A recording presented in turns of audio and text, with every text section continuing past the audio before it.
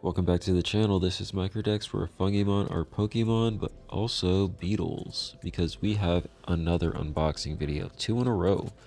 So our last video, actually I just checked, it's 3 in a row if you count the microscope. So we have a lot of new stuff unrolling. I'm trying to get everything started because all of these processes take like months to a year to raise these larvae into beetles, but we will be getting like every different stage so we can enjoy every part, raise our own, and eventually, see the full cycle, which is what I'm most excited about, how they fit into nature.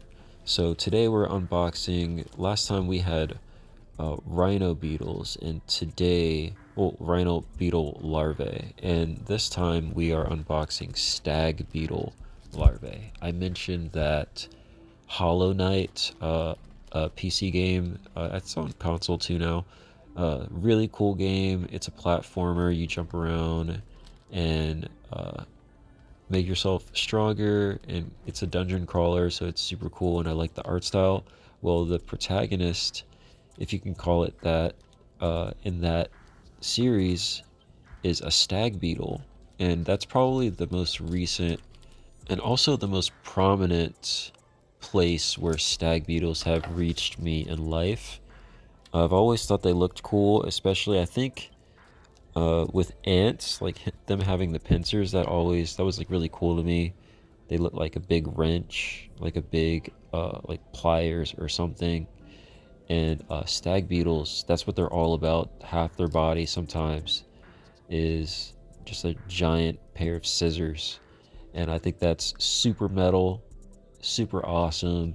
And so I had to get some stag beetle larvae, and I had to go with the Dorcas because they have a really iconic looking mandible set. It's just so huge. They look beefy, they're tough.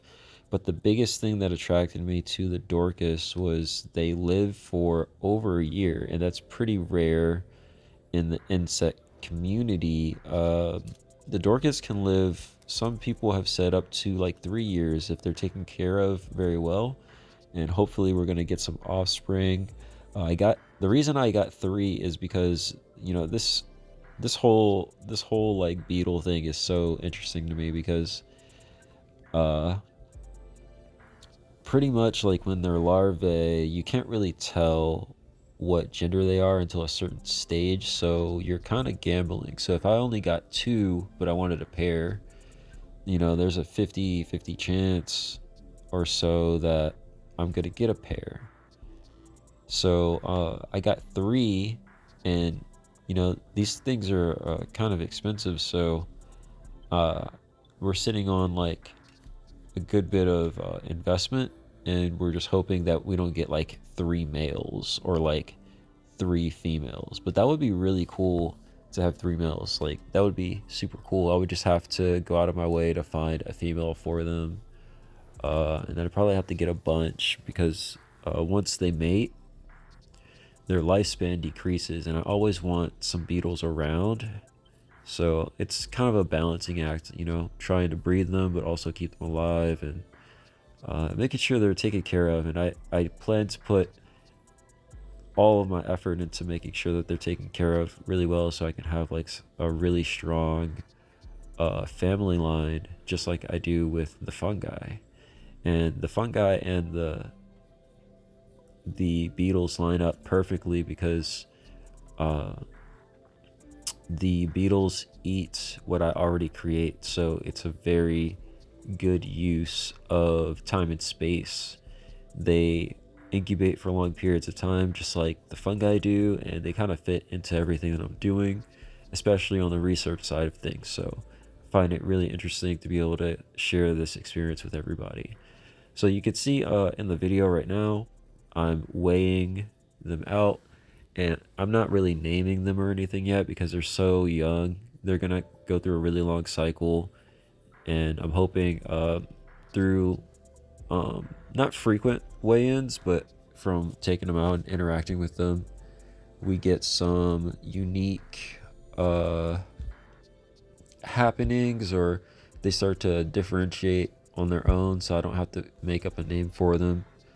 Like today, I noticed one of them after in this video I'm transferring them to larger cups because this is just what they were shipped in. They would go through the substrate pretty quickly, so I'm just gonna put them in a bigger one so they have some room to explore and do stuff.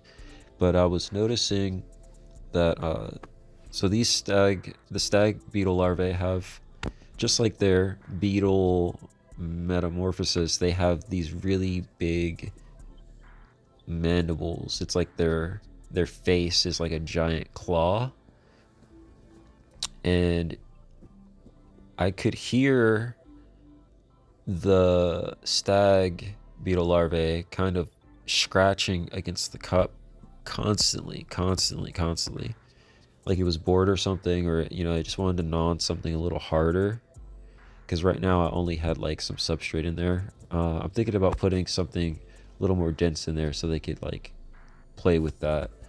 But yeah, I could hear it from the other room. They were scratching up against the cup because he was like irritated or something, like he wanted my attention or something, I would like to believe. But yeah, still just studying its behavior and just narrowing down like, why is it doing that? Like, because I want to give it the best life, and it's definitely safer here with me. I know some people are like, oh, you shouldn't grab stuff from outdoors and all that, or you shouldn't keep things in captivity. But these guys, they literally sit and just eat wood for like a year.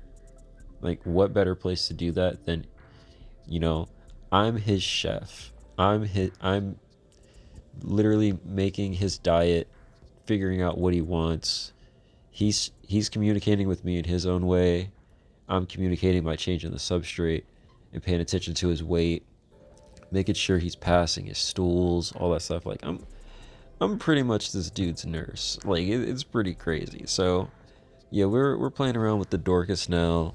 I really like the stag beetles. They seem to have a little more personality, and they poop less. It seems that maybe that's because of I don't know. I'm still figuring it out. But compared to the rhinos, the main thing that I've noticed in their differences is the rhinos have a darker head. Like, these guys are kind of yellow, and the rhinos seem to have like a dark orange, or to like almost like a red. They look like a devil mask, and their mandibles are a lot bigger, and so they use them a lot more. So like, I don't think that the rhinos are going to try to like break out of the cup, but I saw the stag beetle gnawing at the same spot for like hours. I'm like, what are you doing, man? Stop it. So in this video, I'm putting them in a plastic cup, but I'm about to switch them all to the freaking mason jars again. It's like I can't escape the mason jar. It always comes back. But yeah, I'll probably do mason jars at least for the stags. But if I'm gonna switch them, I might as well switch them all. But I just weighed them all. I don't want to mess with them, so if it becomes a problem, then I'll switch them to glass. But yeah, it's been pretty interesting watching them.